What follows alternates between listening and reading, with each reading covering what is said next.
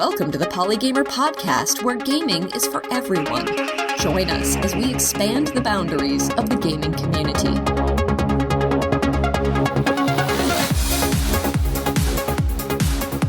Hello and welcome to the Polygamer podcast, episode number 114 for June 2021. I'm your host, Ken Gagney.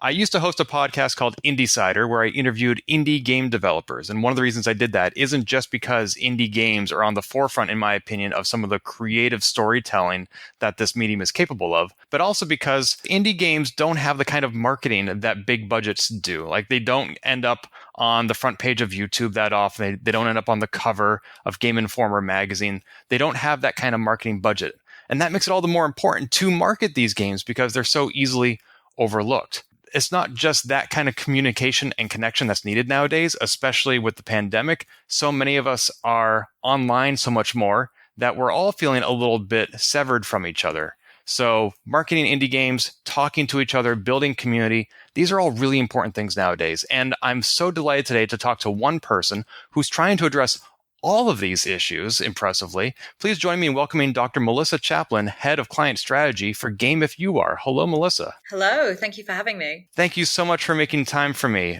We had to navigate some time zones to get here because you're all the way over in the UK. Is that correct? Yes, I am in London. So, the stereotypical place everyone assumes you're living in when you live in the UK. Actually in Westminster, so bang in the middle. I've only had one opportunity to go to London, but it actually was as foggy as they say it was. Is that your experience as well? Well, actually, I'm originally from the northeast of England. So for me, London is uncomfortably warm. And I know that probably sounds, absolutely bonkers to most people, but it gets beyond 20 degrees Celsius and I start feeling uncomfortable. I'm definitely a pasty gamer stereotype. Yeah, I would, on most occasions, probably rather be inside than out. I love to get outside for a good hike and a bike, but at the end of the day, just keep me inside and put me in front of a television. Absolutely. But we are here today to talk about video games. You are head of client strategy, as I mentioned, at Game If You Are. So in a nutshell, what is Game If You Are? Game If You Are is a full-service marketing and PR agency, specifically for indie games. So full service means that, Game If You Are does a bit of everything. And in theory, a client could come to us and say, we want you to handle every aspect of marketing from start to finish for this project. And we could do that. Now, normally, because we're working with indies, it winds up being a bit more of a collaborative project than that. Most developers come to us and say, I want help with these aspects, but I'm going to handle this stuff myself, for budget reasons potentially, or, particularly with the community stuff, often developers want to be at the kind of forefront of that. So, it does usually wind up being something in between, not just us doing everything, but also not the developers taking charge of everything either. We do, outreach to press, influencers. We do strategic planning, which is my ballpark. Social media, the real full shebang. Wow. So you are writing press releases. You're trying to get the developers onto podcasts. Are you editing game trailers? So we have done some game trailers. We don't usually do them in-house. Usually we work with freelancers for that sort of thing. But I did actually do one myself in-house last year for a game called Star Seeker and the Secret of the Sorceress Standoff, which was a bit of a labor of love for me. So that was a nice opportunity. That's fantastic. And when does all this planning start? I mean, I've read online that marketing should begin before the first line of code is put into place. Are most indie developers thinking about marketing that early? Ooh, no. I get emails from people ranging from, people who are thinking about it very early, which is great, to people who are releasing a game, in a week's time. Or even more painfully, people who say, oh, I launched my game last month and it didn't go well. Can you help me with marketing? Which is always very sad to see because you can't really unring that bell and, there's not much you can do after the fact. There's some things, but not a great deal. broadly, I would say most people come to us when they're about, 3 to 6 months out of a press beat. That doesn't necessarily mean they're full launch. Some people come when they're kind of like, we're going to announce in a couple of months. Some people come before kind of a beta or an early access, but usually people start to think about it when they're coming up to something that feels like they ought to do marketing about it, and they start to think like, probably should get on this. So I'd say that's the average. I would say, ideally, I would want to be talking to people at least 12 months out from launch. Not everyone has that foresight necessarily, but it does pay dividends. In terms of thinking about it before the first line of code goes down, I think that a lot of that is conceptual. If you are looking at releasing a game and making a game, before you invest all that time in it, you want to do some market and competitor research at least and think about what else is out there. What's your USP going to be? Because there's nothing worse than getting to the end of, such a long and difficult process as making a game and then discovering someone else has made something, very, very, very similar and released it 6 months before you. I'm sorry, did you say USP? Yeah, sorry. I shouldn't do the marketing jargon. Like unique selling point. So, the thing that's going to make your game stand out from the others. And that's something that can be quite challenging for people to identify. I have heard that you want to have some comparables on the market, some games that are similar to yours, because if you're doing something that has entirely never been done, there's probably a reason for that. Is that true? Ooh, I think it depends, really. I think, in terms of genre and, kind of mood and things like that, it's good to have, points of reference. One of the things, though, that a lot of indies seem to struggle with is distinguishing between your competition and your inspiration. So your inspiration might be Zelda. That could be a big influence on your design and, your characters and things like that.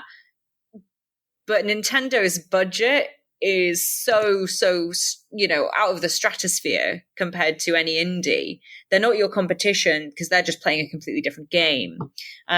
So I think that, it can be good to identify a couple of points of reference. They don't have to be directly exactly the same, just things that would appeal to the same people so that you can hook into that audience. When you say that after a game has come out, you can't unring that bell, what are some of the things that you can do for a game before it comes out that you can't do after it comes out? So in terms of, press and to a slightly lesser extent, influencers, it's very important that when you approach them about a news beat, that it is news. So, a game coming out, you should really be talking to the press weeks beforehand.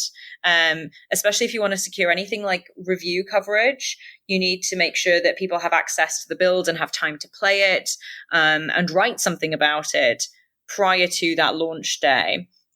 Ultimately, if you reach out after that's happened, then it's not really news because it's already out there. So it's going to be a lot less appealing to journalists because it's not an exclusive. It's not, shiny and exciting anymore.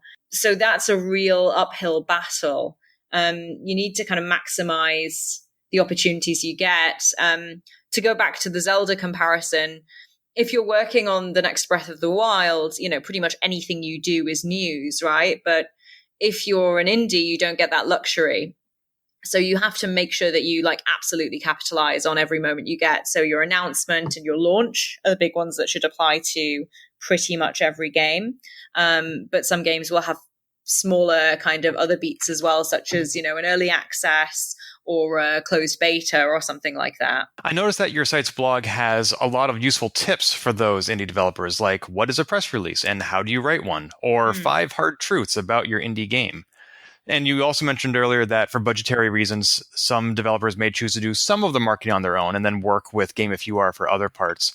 So with blog posts like that, you're certainly empowering indie studios to do some of their own marketing.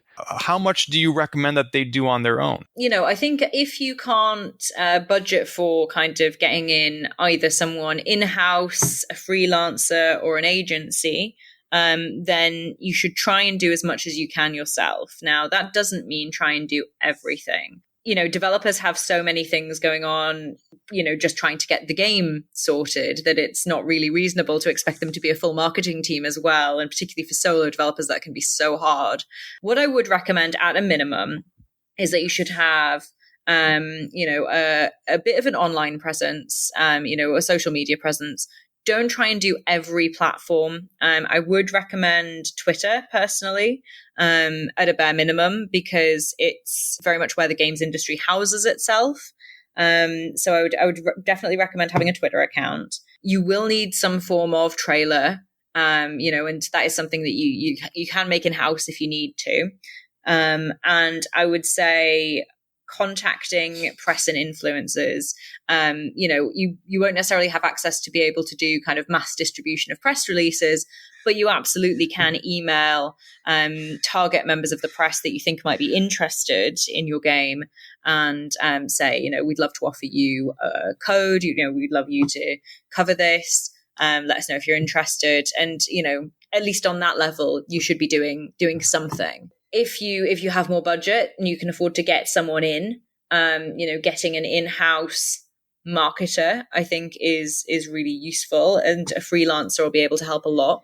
One thing that I think that developers should be aware of is the difference between a generalist marketer and a community manager, because I see a lot of people hiring community managers and then expecting them to do all of their marketing. And those are two different roles. There are many fantastic marketers who are community managers, and vice versa. But I think sometimes there's a bit of confusion on the part of devs of where one begins and the other ends. Yeah, we've had community managers on this podcast before. Genevieve LeBlanc comes to mind, and we talked about the role of the community manager. We didn't talk so much about the marketing aspect, because I imagine that if I were to try to distinguish the two roles, the community manager is interacting with the players, with the gamers, whereas the marketer is working more with the press. I think community management is something I would see as part of any good marketing strategy for a game. It would be very rare that we would do a strategy for a client and tell them, nah, don't do any community work whatsoever. That would be unusual. And, it is thought that even outside of games, community is going to be like the pillar of marketing going forward. And certainly it's something that millennials and Gen Z respond to quite positively. So I think that it's important to have that. The thing that I sometimes see, though, is people expecting a community manager to also take charge of all aspects of marketing. And if that's what you want, then you should be advertising for a more generalist position, because it's not really kind of part of traditional community management, although it often gets folded in. But I do think that a good community manager is worth their weight in gold. And if you can get one, you should absolutely go for it. I would recommend that to anyone who is, making an indie game. If you can't do that, if you don't have, the budget or the space for that, then I do recommend the developers should be reasonably present in their community, interacting on Twitter and Discord and places like that, maybe doing some development streams, because people love to see a bit behind the curtain of the process and get to know the individual behind a game. One platform that has absolutely, been phenomenal and blown up is TikTok. And what people have responded to so well on there has been developers just being very open about the process of development and, themselves as individuals. So it doesn't have to be like a polished, kind of standoffish sort of professionalism. People love indies partially because of their, the heart and personality they have. Yeah, and as you mentioned, indie developers are really tasked with getting their game out. They're not always available to do these things. On my own indie podcast, I had times where developers would email me and say, hey, will you cover my game? And I would write back and say, I would love to. Are you available for a podcast interview? And they would say, oh, no, we don't have time for that. We're busy working on the game. Or some of them would say, I'd love to, but I don't have the English language skills, because indie games are being made all across the globe. So that's a place where Game If You Are comes in very useful. But as you mentioned, not only are they strapped for time, they're also sometimes strapped for money. indie games are being made on a shoestring budget. So how do you recommend they budget for marketing? Because if they don't, they're not going to achieve the success that they're striving for. It's an integral part of their game development strategy. So, but how do we make sure that they have the budget for that? Is it just Kickstarter? I mean, Kickstarter is one way that you can get some funds, but to pull off a successful Kickstarter is a marketing feat in itself. Most successful Kickstarters, have been planning about 12 months before launch and, doing community and marketing activities. Whenever someone comes to me and they're like, oh, we want to go on Kickstarter next month, I'll be like, okay, so what have you done so far to grow your community? And they'll say, oh, we've got 20 people. And I'm like, please don't go on Kickstarter next month. Most Kickstarters fail. So I think, in terms of putting the budget aside and things like that, what I would recommend is that people start doing their research early on in the process, and it depends on how they're funding the development process generally, whether that's, out of their, personal savings, which is the case for some solo developers or investors, or, if they're applying to kind of indie games funds and things like that. Do a bit of research before that and get some quotes from people about what you could expect things to cost, what it would cost for different elements of marketing. What I would say is if you do that, be upfront with the person. Like if someone said to me, hey, I just need some quotes, ballpark figures so that I can, kind of go to an investor or a publisher and explain, what I need, then I'm absolutely happy to do that. Don't try and like pretend that it's like because you're about to kind of buy a product, because you'll get your answer much quicker. And, it'll be a lot easier for everyone if you just say like, hey, can you just tell me roughly what this costs? I don't believe in like playing chicken around prices, particularly with potential clients. I'm always happy to kind of just say, right, okay, if this is your budget, here's what you could potentially do. So, I think that's a big part of it. I think the other thing is, the more of a time kind of run up you can put into it, the easier it'll be. So if you say to me, I need to build a community of 2,000 people on my Discord and I've got 2 weeks to do it, to achieve that's probably going to cost you quite a bit of money. If you have 2 years to do it, then that's a different story, So I would say kind of give yourself enough leeway to try and achieve what you need. Well, it's really useful to ask for quotes and to just be upfront about where you are in the process and what sort of information you're looking for. I don't know if I would need to provide some parameters, but hypothetically, can you give me a range of how much a person should budget? Like, let's say they're coming out with, it's their second game. Okay. Their first game didn't do great, but they're working on an original IP for their second game. It's coming out in 6 months. They have a small Twitch and TikTok following from their first game, but they haven't gotten a lot of press before, and they're looking to up that for their next outing. That sort of situation, what I would be suggesting is that, I mean, I only have so many points of reference because I don't know about what other agencies charge and things like that, and I probably wouldn't be my boss's favorite person if I just, say all our prices on a podcast, because obviously they might change with inflation and stuff like that. Sure. Broadly speaking, what I would say if someone came to me with that description is that at a bare minimum, they should have some strategic input and, an announcement campaign and a launch campaign, PR campaign, each of those. That would be kind of like the bare bones of what I would suggest they go for. And I would say that you, for that, should probably budget. I work in pounds, not dollars. So I'll try and convert. About £7,000. So maybe about $10,000. That's broad strokes, though, because also if that wasn't feasible, you could, for example, rather than doing a full strategic segment, you could do some consultancy, which we have done for clients in the past, and just kind of given them as much of a crash course as possible in marketing strategy within a few hours of consultancy. So there's always ways, and there's always kind of things you can do, but ideal world, that's what I'd be saying at a minimum. And I just want to emphasize to our listeners, that was not a formal quote. And if you want more information, then please reach out to either Game If You Are, another marketing firm, with exact details about your situation and what your budget is. Because if you have $2,000 to spend and somebody comes back to you and says, well, what you're describing is $10,000, it's useful for the marketer to know what they have to work with so that they can come back with a reasonable strategy that works both for your game and for your budget.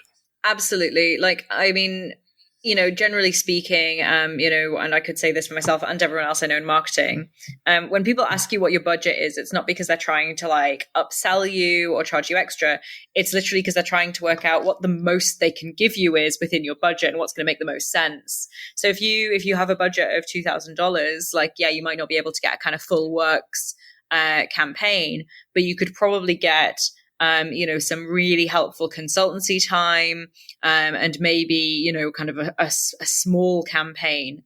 You'll be able to get a bit of something, and it will definitely help you and give you more direction. I've done projects with clients who've had that sort of budget where we've done, a couple of hours consultancy every couple of weeks for a couple months. So, we'd meet and have like, a 2.5 hour session. And then, they'd go away with homework to do that I set them essentially, but like marketing homework. And they'd come back in a couple of weeks and say, hey, what you told us to do with Twitter is really working. Look at our progress. And we'd kind of analyze it and just nudge them in the right direction repeatedly. And since you said you work in pounds, does your clientele span the globe, or are you focused mostly on developers in the UK? It does span the globe. We do our business accountancy in pounds because we're based in the UK, but we have clients all over. I've worked with plenty of clients in the US, and some in other parts of Europe as well. We've got clients in France and Russia. We had a client in Mexico last year.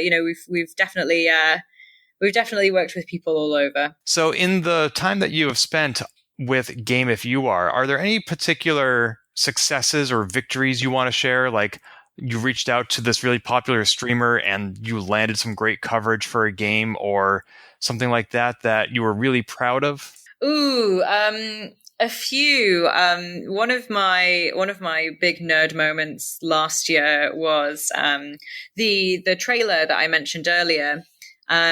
Justin McElroy did the voiceover for us for that, and I'm a massive fan of the Adventure Zone. So that was a great day for me. It was very, very, very kind of him. Aside from that, anytime we've done a Kickstarter, that's always been tremendously, kind of emotional. And wonderful when they get funded. Lonesome Village last year did a Kickstarter that was, amazingly successful. I think they raised something like 400% of what they intended. And that was, just a really, really wonderful thing to be a part of, just because they were so overjoyed. Weaving Tides is another one that was very close to my heart, that we did a Kickstarter with, and they just launched their game. So little plug for them. It's a super cute game about dragons in like a woven world. It's really, really wonderful. So that just came out on Steam and Switch. It's been really lovely because I do, mostly strategic planning stuff.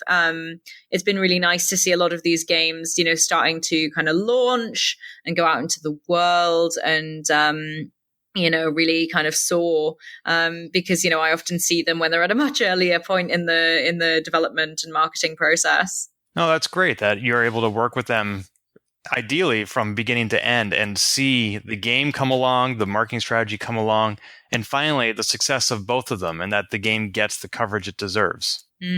So you've had some wonderful times at Game If You Are, and we could talk all day about marketing, but you have a lot of other roles in the gaming industry I also am curious to spend some time talking with you about, such as Limit Break, which is a mentorship program within the video game industry that you are currently enrolled in as a mentee, somebody who has the counsel of a more veteran member of the organization. Is that correct? Yes, yeah, that's exactly it. This is my second year as a Limit Break mentee. And what prompted you to apply to this organization? Because not everybody understands or feels the attraction to having a mentor. So what made you think that is something that I would benefit from? Honestly, I think it's something that, everyone can benefit from being a part of. For me, I didn't get into games until I'd already tried and not enjoyed a couple of other careers. So I got into games and I was like, I really want to hit the ground running. I want to be part of this community. And having a connection to a mentor was really key for me, especially under the circumstances of COVID, especially, being in a remote team anyway. I was remote even before the pandemic. I was like, I really want to reach out to people outside of, kind of who I speak to on an average daily basis. I was very keen on it. My acquaintances within the industry had already kind of been talking about it and how great it was. I've got a lot of respect for Anissa who set it up.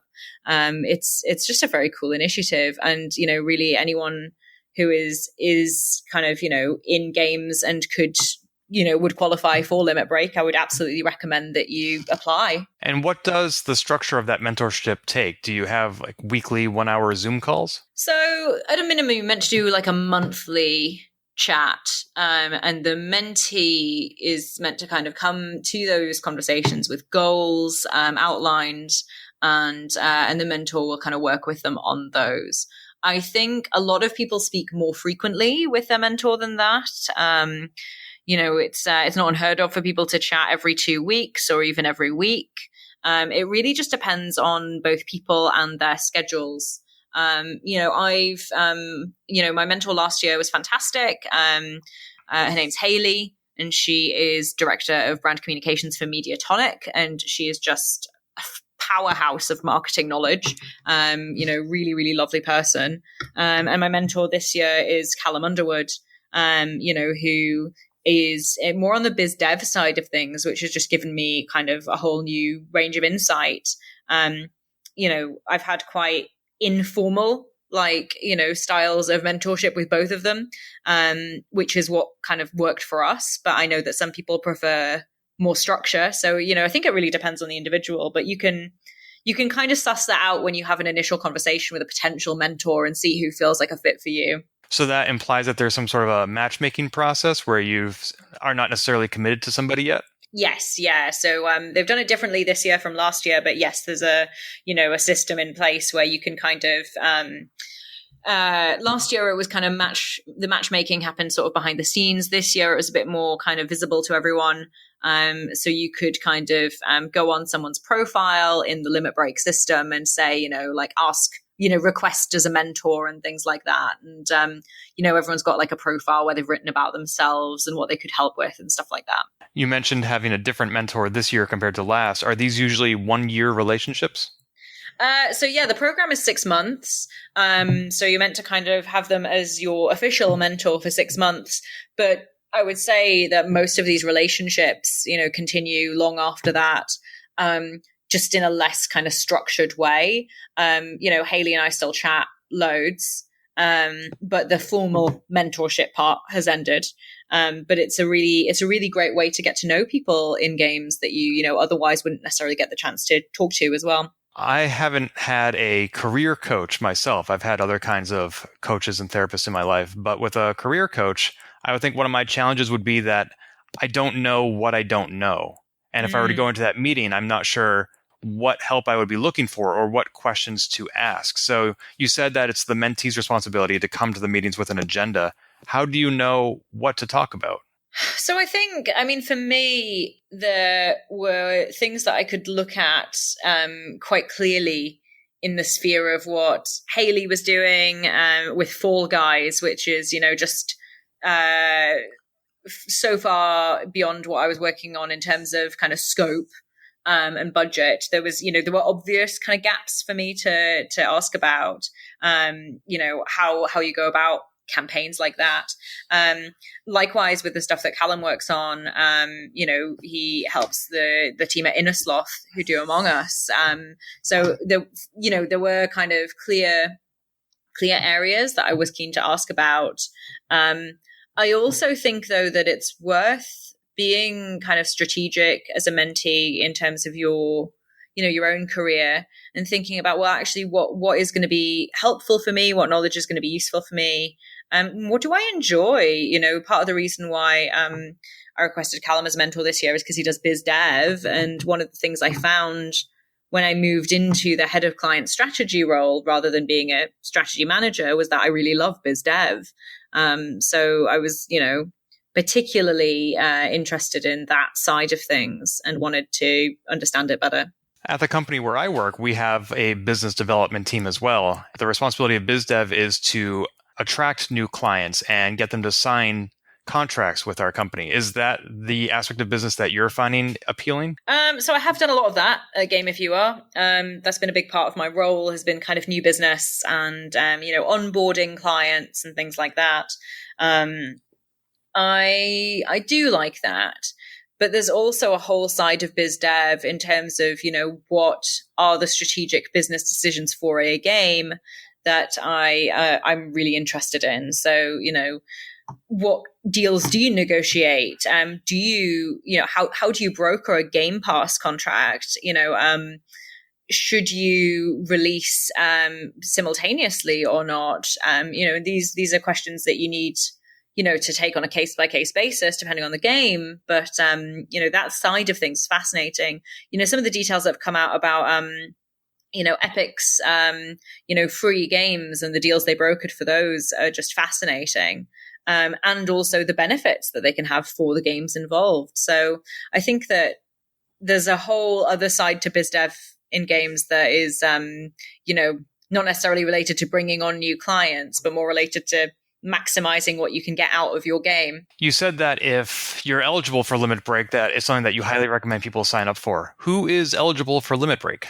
Limit Break is for marginalized genders in games. So that could be women, trans women, trans men, non-binary people, basically any gender other than cisgendered men, or if you are LGBT in any capacity, because it was previously just for marginalized genders, but this year Limit Break partnered with Outmaking Games and opened up to LGBTQ people as well. Oh, that's fantastic. I'll include a link to that, to limitbreak.co.uk in the show notes, if anybody is interested in applying to be a mentor or a mentee, correct? You can be either one, right? Or even both, right? You can indeed. Yeah, absolutely. That's fantastic. So other than applying, like I would not be eligible because I'm a straight white cis man. What can I do to help Limit Break? So I think it's always worth promoting, on social media and things like that. When you see the opportunity, I mean, even with the amount of attention Limit Break got this year, which was phenomenal. I mean, I think they had hundreds of people in the first day signing up, which is incredible and a real testament to the team's hard work. I also still spoke to people who were like, I'm kicking myself because I missed the window to sign up. So it's always good to, to promote it, to talk about it, and to, kind of make anyone in your life that you think it would be good for aware. If you know someone, you're like, I think this would be really helpful for you, like mention it. Like, have you considered applying to Limit Break?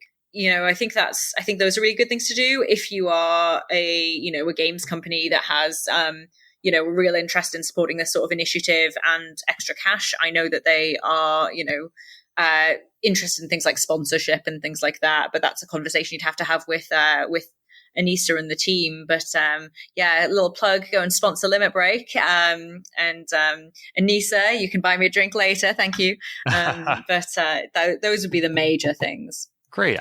Thank you. I will certainly be sharing this on social media. Now, there is another organization that you have also been a part of that brings people together, and that is the Game Industry Lunch Club.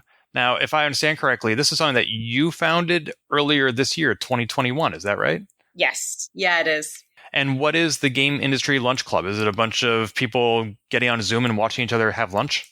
I mean, we try to keep the watching of chewing to a minimum, but it is a monthly meeting of people in the games industry.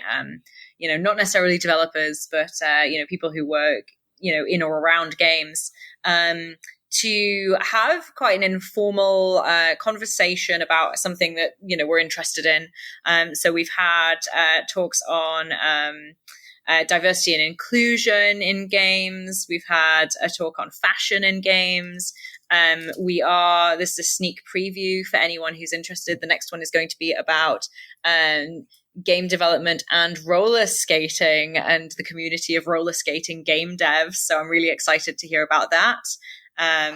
So there's loads of kind of interesting topics, but we try to keep it informal. And also it's not recorded so that people can talk about things, even if it's like, something a bit sensitive and things like that, or if people want to vent about something at work that week. And the other thing I was very keen on was that it should be as non-intrusive as possible, which is why it's a lunch club, so that people can do it on their lunch break without having to, give up extra time in their day. For some people, it's been a breakfast club. We had at the fashion one, a fashion designer, jewelry designer called Kelly, who has a games inspired jewelry line, and she's based out of New York. The brand is called Soulbound NYC. She joined us at 7 a.m. her time, bless her, and sat in for the games and fashion chat, which was just awesome to have her there. Fantastic. And since this happens in real time and it's not recorded, that means you need to be there when it's happening if you want to partake or participate. So that means that you limit capacity, you sell tickets, is that correct? They're free, but yes, it is limited capacity. And how many people is that? So I have been persuaded to push up the capacity a bit. So it started off with about kind of 10 to 12 people, and I have been pushed to a kind of cheeky 16 to 18. There's always a lot of demand for these spaces, and they do sell out very, very quickly. But I don't want to sacrifice the intimacy of the occasion, and kind of have it be less, less informal and less friendly. I want people to walk away feeling like they got to know the other people who were there in the same way that you would if you'd all, sat around a table and had lunch together in the real world, which was my original dream that COVID, has put a bit of a spanner in the works of. I hope one day to do in-person games industry lunch clubs. The idea for it was born from something that they do in some very traditional members clubs here in the UK, which is where there will often in the dining room be a long table where you can sit as a signal that you are, you're there and you want to meet new people and chat to new people, and that you're open to kind of conversation, and, anyone can come and sit with you. My hope for Games Industry Lunch Club is that it sends the message of come and sit with us. If we have hundreds of people, though, that won't, we'll lose that. So it's a tightrope. I'm trying to keep everyone as happy as possible with it. Yeah, when you sit at a long table, you often end up talking to the person sitting right next to you and not to the person at the other end. It can be hard to meet everybody when the table gets too long. Yes, yeah, exactly. Does the lunch club then have not only a featured presenter, like the jewelry and fashion that you mentioned, but also like a cocktail hour leading up to that where everybody is just socializing? So we actually usually start with the featured presentation. And then that is, kind of, we're talking kind of 10, maximum 15 minutes of the hour-long slot. And then after that, we have kind of open discussion. And that tends to go round the houses as well. Some of it's directly about the topic at hand, but we've also gone off on tangents about things like, boats and what we would do if we all had a boat. There was a deep discussion about which supermarket paella is the best. All the kinds of funny and natural things that happen when people get chatting and are at ease. So it's a lovely atmosphere, and I really, really enjoy them and look forward to them. You mentioned that Limit Break is targeted at marginalized individuals. Is the Games Industry Lunch Club, does that have a similar mission? No, it's for anyone working in games. I was keen for it to be, for people within the games industry. The majority of the people who have come have been women. It has skewed women, but that's not by design. And men have also come along and are very welcome. It's not for a specific marginalized group. You're not only the organizer of the Lunch Club, of course, you're also an attendee, and you get to be in the audience of these great talks. What are some things that you have learned, either as an organizer or as an attendee of Lunch Club? Tons, to be honest. So I really enjoyed our very first guest, Chinzia, who is a specialist in diversity and inclusion. She works for Splash Damage, and it was a fantastic session that taught me a lot about the perspective of larger businesses like that on diversity and inclusion, and how you can make a business case for it and how you can frame things in that way. So that was fantastic. Leon, who founded Balance Patch, our second guest, talked a lot about LGBTQ representation in games and the kind of different routes into games. He took a route into games that was similar to mine but also different, because we both have a past in academia, but it was great to be able to chat about those kind of pitfalls and different experiences. And Caitlin, who works as head of UI and UX at Dressed, which is a fashion game that uses kind of it has real world fashion in it, like from Gucci and kind of Prada, all the big fashion houses. Was talking a bit about those partnerships and how they work, which is just fascinating because I worked in fashion before games, but not in that sort of capacity. And, hearing about, yes, this is how we broker these deals. And, this is who we call it, we call someone up at Chanel or whatever. That was just absolutely fascinating to hear about. That's really interesting. The only time I have thought about fashion in games is from a perspective of feminism, is like, why is this woman not wearing more clothes? That is not appropriate for a soldier going into combat to be showing that much skin. Yeah. But in other scenarios, I just always, I can't say I've thought about fashion in games, and I didn't realize that there was so much thought being put into it. That's fascinating. Yeah, absolutely. Caitlin and I have just put together a description for a longer lecture that would be recorded, that we've submitted to a conference. So fingers crossed, watch this space. There will be more to come on that topic. But we will see. We'll find out if it gets accepted probably after this podcast airs. So I will let you know. People who are interested in this can find out more online at gameslunch.club. So that is a community that you have helped to build. You are part of the community of Limit Break, and building community has been something you've been doing for longer than you've been in the games or even the fashion industry. When you were working on your PhD, you found that to be a very isolating experience, and you created a community around that, PhD Write-Up. Can you tell us a little bit about that? Yeah, so the reason it was called PhD Write-Up was because I was at the write-up phase, which is the kind of final, well, what I thought was the final year of my PhD. It wound up taking me longer, as they always do. And writing up a PhD can be, I certainly found it really isolating, because you have this gargantuan task that you're working on your own. You're often working in your bedroom, or at best in a kind of, university library, and you don't really have anyone else who's working on that with you. And I found it to be very isolating. The subject matter of mine was quite challenging as well, because it was about, so it's in intercultural communication with an intersectional feminism slant on it. But specifically, I was looking at communication and language shifting in creative writing by refugees. And the participants I worked with were all survivors of torture. So, the subject matter was quite challenging, to be honest. So between that, the fact that you're kind of working on your own, the fact that a lot of PhD students are set up to compete with each other rather than support each other, it's that kind of academic hothousing environment. I found that it was a very lonely experience. And I think that, coupled with that, I'd stayed at the same university where I did my undergraduate degree.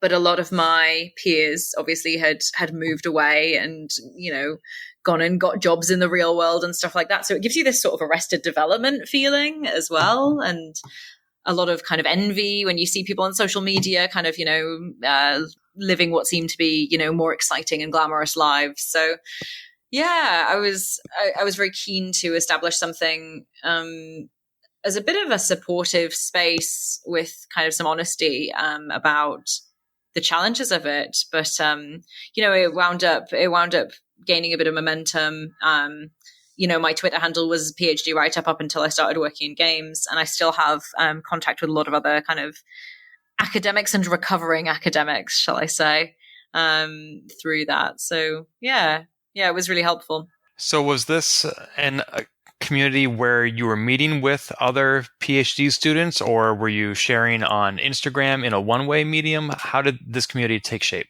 Instagram and Twitter mostly. There's a lot of kind of communication back and forth. And there were people that I met, through that time who remain good friends of mine today. There's a woman who runs Stylish Academic, and we got chatting then. And, we're still close friends. And, she was a guest at our wedding, which was, years later and well after I'd handed in my thesis. So, it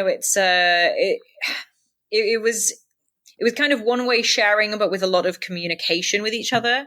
And I found a lot of other PhDs were also kind of looking for similar interactions. So that was quite nice. I'm not sure I realized how isolating it could be, because the school I went to was a science and engineering school. And very often you have teams of people working in labs on projects. And that's certainly the image that is presented in the news today, yes, where you see like NASA landing a rover on Mars. It's not one person in one room cheering it on. It's a whole team of people. But it sounds like it's a very different experience at the PhD level. It's even you said it could even be competitive, which surprised me. Yeah, I mean, I think my PhD was in the social sciences, not the hard sciences. It wasn't in anything like that. People who are in kind of physics, biology, chemistry, those sorts of topics, engineering, often do work as part of a lab team. And that is, it's challenging in its own way. I think that the work-life balance can often skew worse for those students because they do a full day in the lab of maybe 9 to 6, or sometimes later. And then they come home and they're meant to do the actual, writing towards their thesis. So I think that can be really hard in other ways, but at least there is a bit more kind of camaraderie and, community around you. Whereas if you're doing something that is not part of a team like that, then it can feel a bit, very lonely. And when you said it was even competitive, I mean, I imagine that there weren't other students writing on the same topic as you. So in what sense were you competing with them? You would get a lot of kind of pressures about, whether you were making progress at the same level as other students and something like that. Sometimes more senior academics would, deliberately try and set up PhD students to compete against each other. That is something I have seen happen, unfortunately. Whilst most people were lovely and supportive, there's definitely sometimes exploitation of PhD students as well, and pressure put on to take on additional responsibilities and work, even when you don't, have the capacity to do that. And there's an element of, but this person's doing it, so they're, it's going to look better on their CV. To get an academic job is really, really challenging. And, credit to anyone who does go down that route. it's not enough to have a PhD. You have to also have publications and, kind of extracurriculars and awards and stuff like that to even get your foot in the door of a entry level academic role. So naturally, things become quite, pushy, shovey, as a friend of mine once described it, at times, which is not an environment I particularly like. No, I can see that with your work in the Games Lunch Club and the Limit Break. You're more of a collaborative individual. You want to see people lift each other up, not go head to head. I believe that when the tide rises, it brings all boats up with it. I think that's true of almost every scenario. And I think that one of the things I really love about the games industry, is that, and I am sure there are many, many examples of competition and things like that, but there's also a lot of support. And I often kind of, have to reassure developers like, hey, if you go onto Twitter, like engage with other developers because they will be your biggest cheerleaders. I've seen developers, sharing each other's content, directing their audience to each other. Indie game Twitter can be absolutely lovely. So if you're a developer who is nervous about, stepping your foot into that world, or even just an individual who wants to work in the space or does work in the space, please don't be nervous because it's absolutely, it's lovely and there's lots of wonderful people. I made some very good friends through Twitter. That's been my experience as an observer as well. I just read a statistic that over 10,000 games came out for Steam last year, and a developer might be inclined to think that that's my competition. But I've also seen, before the pandemic, collaborative co-working spaces where indie game developers are all sharing the same office space, all working on their own games. And then I even had the opportunity to do an escape room with a dozen other game developers. And they weren't collaborators on any one game, but that night they were in trying to escape that room, and they had a great time. I love that. That's so cool. I mean, when we're all vaccinated, I've not yet had my vaccine. I'm too young to get my vaccine here in the UK. But when we're all vaccinated and, touch wood that the world is a bit more back to normal, I would really love to kind of arrange some kind of co-working days with other games people here in London. And it's something I'd recommend for everyone because it just gives you that perspective as well. You can turn to someone who isn't, nose against your project all the time and just say, hey, what do you think of this? Give me your kind of first reactions, or, what do you think of this piece of art or this, this sentence? And it just gives you that little bit of outside influence that I think can be really valuable. So you obviously have enthusiasm and talent for building community, for marketing games. Your background, as you mentioned, is a PhD where you were working with refugees and with non-English speakers. So how have your experiences and strengths as a PhD student and now as a doctor lent themselves to your current work? What thread would you say runs among them all? So I think the most important thing that you can apply as a principle in kind of marketing a game, in navigating sensitive situations, as I was in my PhD, in building community, is empathy. You have to think about things from other people's perspective. So,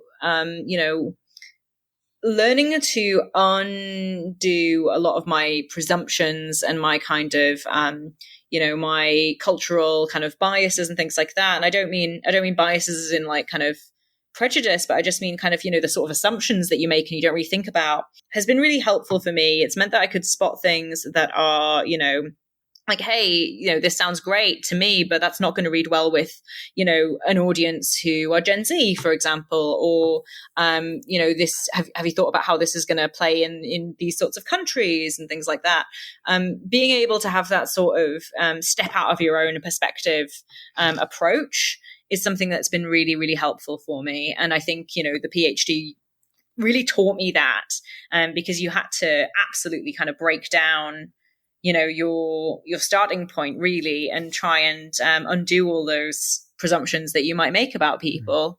It was, it's challenging because, you often do these things subconsciously. But I think it's helpful as well. If you're a game developer and you want to apply this principle, really the number one thing is you need to kind of have empathy with the players. It's not enough for you to think about why you deserve for people to buy your game. Rather, you need to think about, well, why would I, if I were a player, buy this? What would make me buy this over something else? What's going to speak to me? What features am I going to enjoy? A prerequisite for empathy is creativity, being able to imagine yourself in somebody's other shoes. And certainly game developers have a certain kind of creativity, but I think you're right that you can become so dedicated and so focused on a task, and that's a good thing, that it can be hard nonetheless to step out of that context and look at it from a different perspective. And it's great that your PhD taught you that, both in a formal sense. I'm sure some of it was inherent into your character as well. But when you were working on your PhD, I imagine that you probably didn't necessarily see yourself going into the video games industry, did you?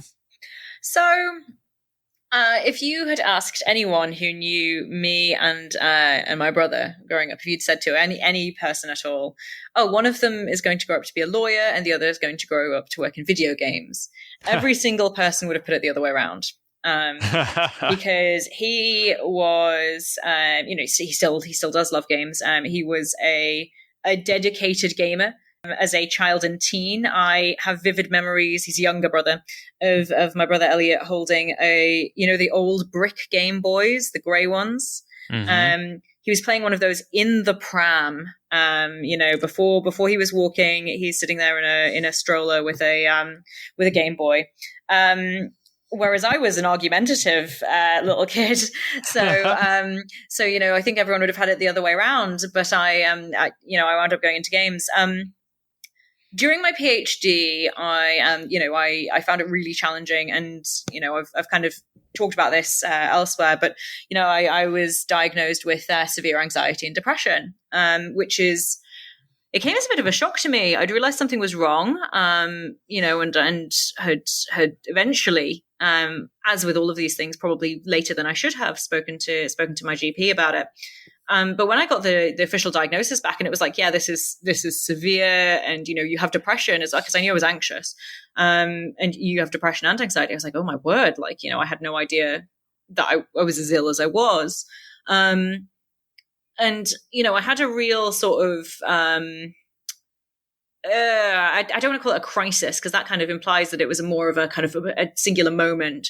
It was actually more of a kind of a longer period of just feeling this dread of not really knowing what I wanted to do, knowing I didn't want to be an academic because I was so miserable doing my PhD, and feeling a bit lost. And, at one point, my mum came down to London, made the 300-mile trip, and was like, "Well, what do you want to do? What do you want to do?" And I actually pulled up a Eurogamer video, because I'd been watching a lot of Let's Plays while I was working as a kind of soothing presence while I'm sitting on my own.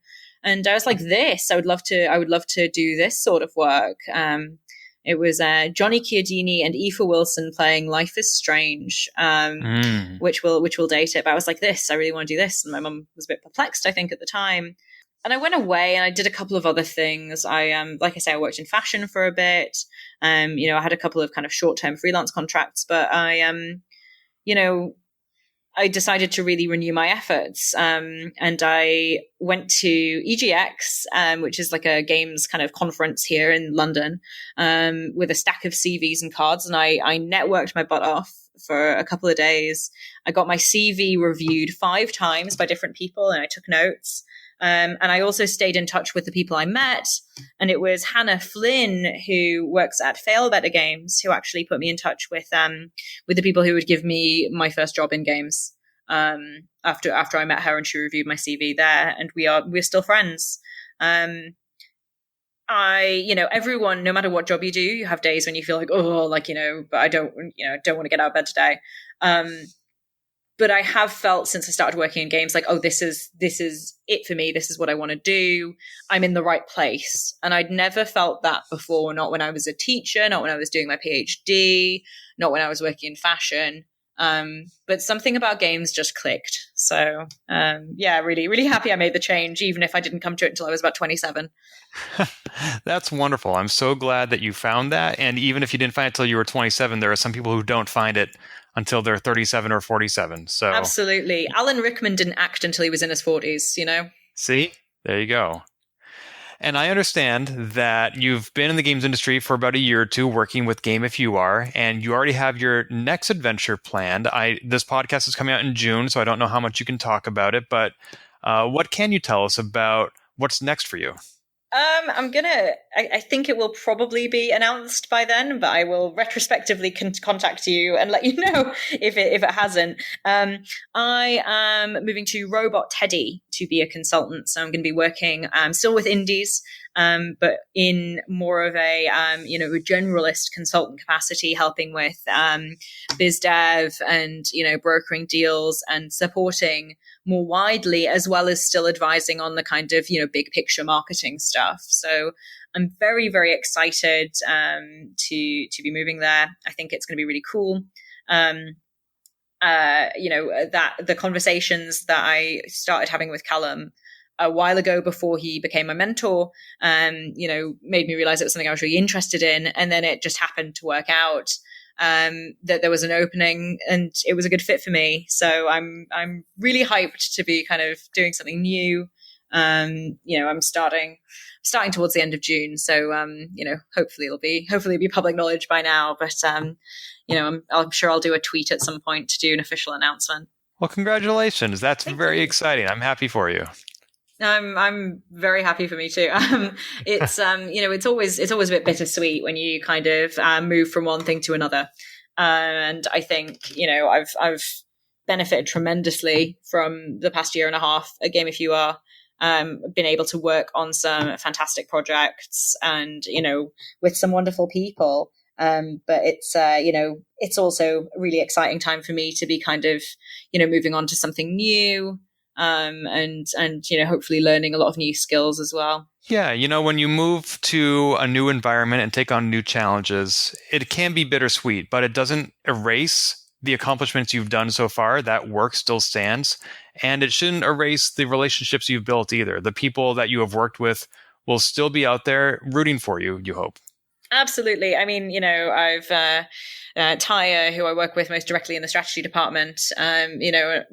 We talk all day, every day on Slack at the minute, and we've said that the only change for us is going to be that we move to messaging on Twitter instead of Slack. So that's going to be the biggest shift. I think it's an exciting time.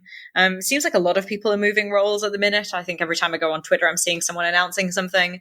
And a lot of my friends who are outside games have also recently got new roles. So maybe it's just the season for it. Well, I think the pandemic has had two effects. One is a lot more jobs are now available to people who didn't geographically have access to them before. And the pandemic has also encouraged a lot of us to think about what it is we want to be doing with our lives. Absolutely. Yeah. And I think that's, I think that sort of reflection's good. I think it's so easy to, sleepwalk through 5 years and then turn around and be like, what the hell am I doing?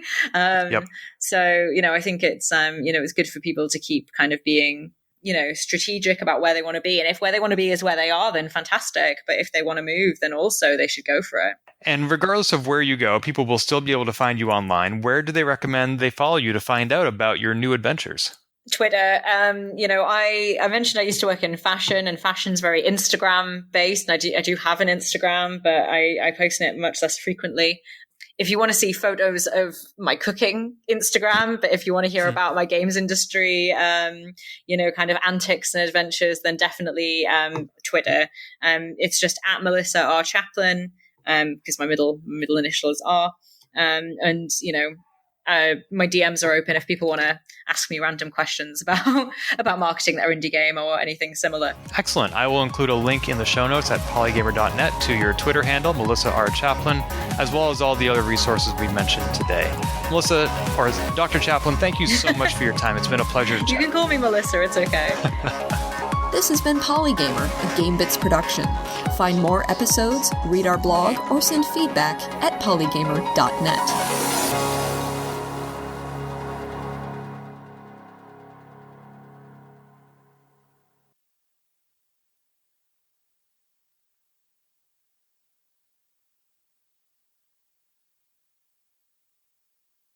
There was one more question I did want to ask you, which was, you've worked in a variety of media, a variety of industries. Do you still write poetry? I have not written poetry in a while, but I did run a creative writing workshop a couple of weeks ago. It was a virtual one, but I did run one that involved some poetry. I think for me, the next creative venture would be trying to hopefully make a game of my own, because I think it'll give me a lot more perspective on what the developers go through. But I know I would not be the first person to fall into that pit and struggle. But I think it would be a really valuable experience. So that's probably the next venture for me.